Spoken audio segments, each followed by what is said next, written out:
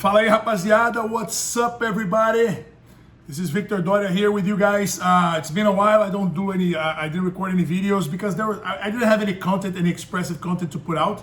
So today we're gonna talk about the Who's Number One event that's gonna happen this weekend on Friday. So I heard and I was watching the guys at Flow Grappling doing their pre-analysis, and this is what I'm gonna do here. But doing their pre-analysis, and I couldn't, I disagreed with most of it. And I'll tell you why. I'm not saying that I disagree about the picks that they did. Okay, I picked this, I picked that. I'm not saying that. What I'm saying is I disagree with the rationale they used to come to the conclusions they did. So, I'll tell you why. So there's gonna be like 5 fights on the main card. It's gonna be a very nice card. I really like the card the way it is. It's some controversial fights, but it's not some, just 2 controversial fights. But everything else is like on point, as always. Who's Number One? Like Flow Grappling is doing a great job with this event, and I hope they keep doing it, and I think they will. And I really hope they will, because it's elevating the level, and their rule set is good. The 15-minute rule set is good. The submission only, all this stuff is really cool. So this event, all no gi as usual. 5 fights. The first fight is Gabriel Souza versus Krikorian. So in my opinion, Gabriel Souza is gonna try to do exactly what he did against Mikey Musumeci, because he's gonna fight a guard player. Like Krikorian is very good at his guard, defends well, attacks even better. But I see Gabriel, a shorter guy with very short limbs, short legs, and he's gonna be like circling around Keith, trying to pass. And don't doubt the kid, because what he did with Mikey Musumeci last time was like crazy. But he had some problem with Cade Rotolo, that is much taller, lanky, and heavier, which is Keith Krikorian's case. Like Keith is bigger than Gabriel Souza, is taller, and is very dangerous with attacks there from bottom. So I see Gabriel Souza putting up the pressure and mounting pressure the whole time, trying to pass. And if he lands on north-south, then there's a problem. He has a very good choke from there. So we might see a submission from Gabriel Souza there. I might not say that it's gonna be a submission, but I think that Gabriel Souza wins that one, unless Keith Krikorian is able to get his ankle or his heel. I don't think so, because as I said, short limbs, short legs, it's tougher to get to a good positioning. But let's see. I think that Gabriel wins that one. The next one is Haysam Rida and Elder Cruz. Once again, I think that Elder Cruz has a lot of heart and he has a lot of will to win. And I think that usually, I always say that, I see a lot of people, a lot of fighters that have more heart than their opponents. Even though their opponents are better at the skills and everything, heart usually wins. And I think that Elder Cruz has all the heart that a fighter needs to have in order to get it done, you know? So I think that Haysam Rida is gonna try to fight a little bit standing, which is not gonna be good for him, because he's super tall. So it's easier for Elder to get under him and like to duck under, or to go to double legs, or to catch the leg in a single leg.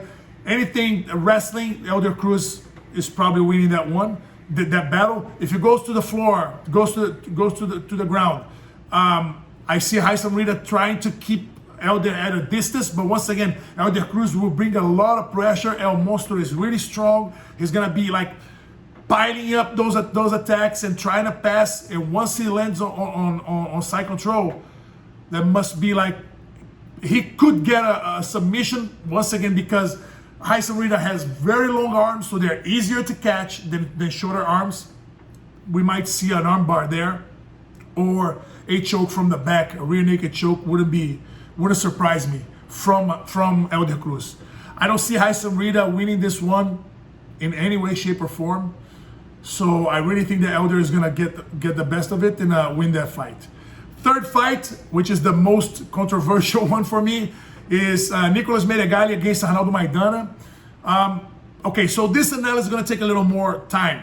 I'm gonna have to elaborate a little more. I have a lot of respect for Nicolas Medegali, and I have to, because the kid is literally one of the best gi fighters I've seen in action, man, for a long time. He's really, really good, really skilled, absurdly driven, focused. He's really good. That in the gi. No gi is almost a different sport, right?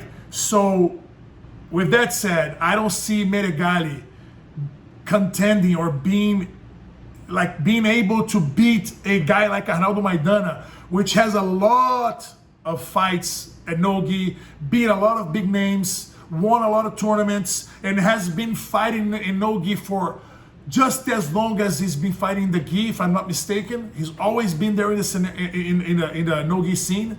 Might not be a ADCC champion, no, but he has very good fights in his resume, and he faced a lot of tough dudes in no-gi and beat some of them, you know. So I don't see Nicolas Medegali with 3 months training. Doesn't matter if he's training with Gordon every day, if he's training under John Danaher every day. That miracles don't happen like that. You know, there would be a miracle for me, in my opinion, if Medegali not only wins, but if he is able to do anything against Maidana.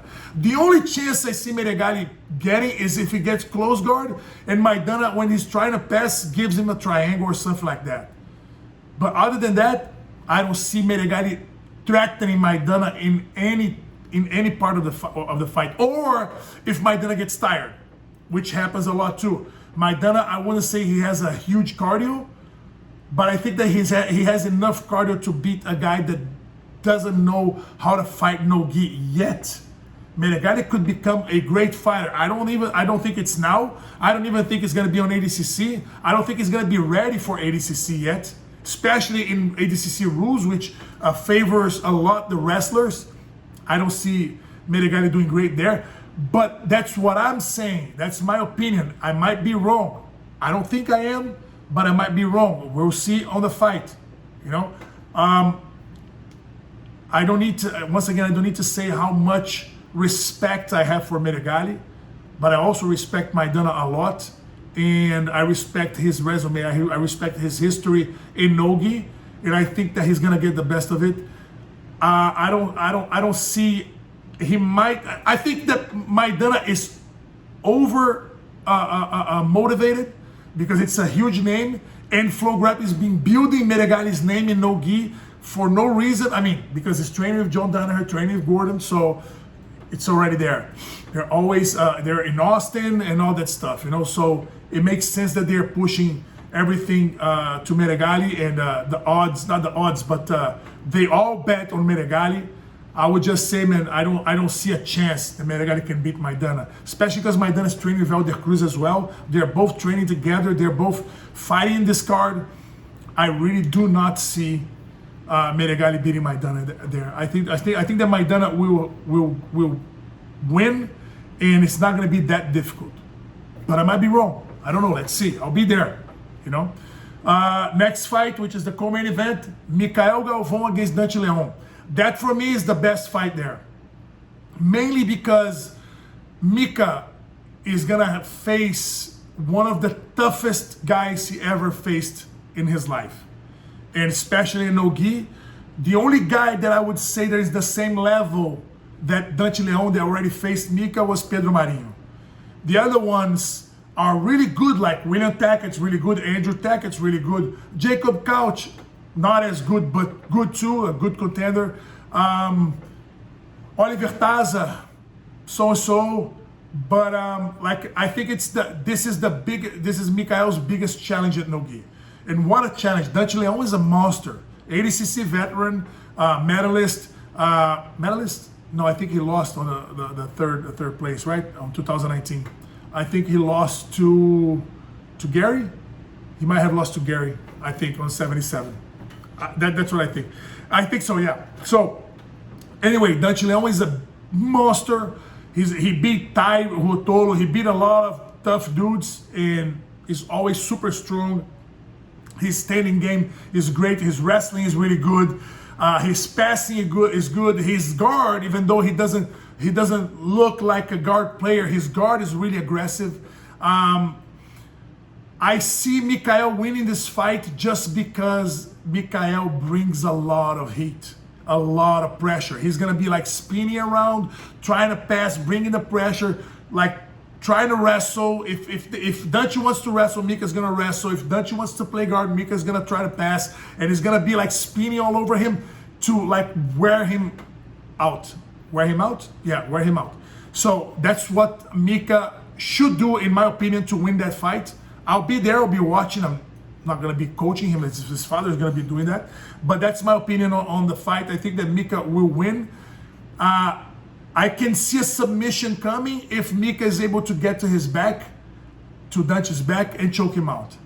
Other than that, I don't think that Dante is gonna be easy on Mika if he's in Mika's guard and is gonna give his arm or have his arm trapped, because he's probably gonna be watching that fight that Mika did with Pedro Marinho, where he armbarred Pedro Marinho in like a minute. I don't see Dante Leon committing the same mistake. So I think that it's gonna be a really, really tough fight for both of them. But I think Mika gets the W there. Last fight, main event, Gordon Ryan and Jacob Couch. That fight makes no sense, 0 sense.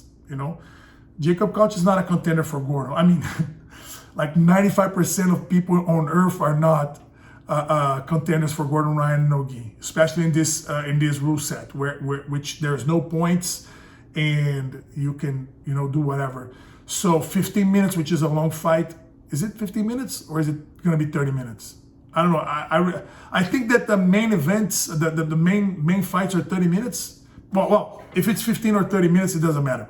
What I think is gonna happen is Gordon's gonna so Gordon got this fight because he wants to get back. I think he's feeling better of his stomach, so he's recovering, and he wants to show that he recovered, and he's preparing for ADCC. He's gonna have the plus 99 division, and he's gonna have a potentially 40-minute fight against Andre Galvão. So he wants to get back on track and competing. I think he's doing the right thing and testing himself against a much less technical guy than him. Not even a challenge. 30 pounds lighter, no chance, like 0 chance. And I hate when I watch the guys at Flow Grappling say, "Oh, don't sleep on Jacob Couch. He might pull stuff." No, there's no chance. Unless Gordon wants him to, just to help the kid build some following on Instagram or get more money in his pocket, which he already did, because probably Jacob Couch got paid a little better because he's fighting Gordon. But other than that, what I see happening is Gordon putting on some movements that he's gonna sell on his DVDs, and allowing Jacob Couch to make his moves as well, just for the kid to like enjoy a little fight. But then when he looks at the clock and sees, okay, there's 2 minutes left, I'm gonna finish him out. So probably gonna finish him in anywhere he wants, on the back, mounting, armbar, triangle, freaking heel hooks, whatever. Or do you think that Jacob Couch can heel hook Gordon, right? So that's basically this fight is not even a fight. Honestly, I don't see it. I mean, they can make it look like a fight, but we know, like, we're for real. We know it's not gonna be a fair match. Like, fair. It's not even fair. It's not even. I think Gordon's it's his. But anyways, I'm not disrespecting Jacob Couch here. If you think I am, I'm not. I'm just saying that there's no chance. There's no chance at all, unless Gordon feels sick, vomits, and Jacob Couch gets to his back or anything like that, which I don't even think is possible. But no chance. So anything that happens in this fight, it's like, for me, it's like an exhibition match. That's how I see it.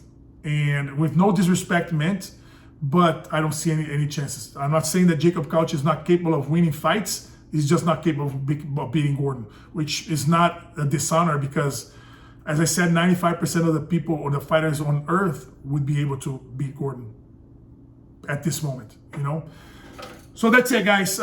Thank you for watching my English version here. Trying to do it as often as possible, and that's it. I'll see you guys this Saturday after the event. I'm gonna do the analysis of everything that happened. So my picks are Gabriel Souza, Elder Cruz, Maidana, Mikael, and Gordon Ryan for sure. Okay. See you guys after the event. Take care. Bye.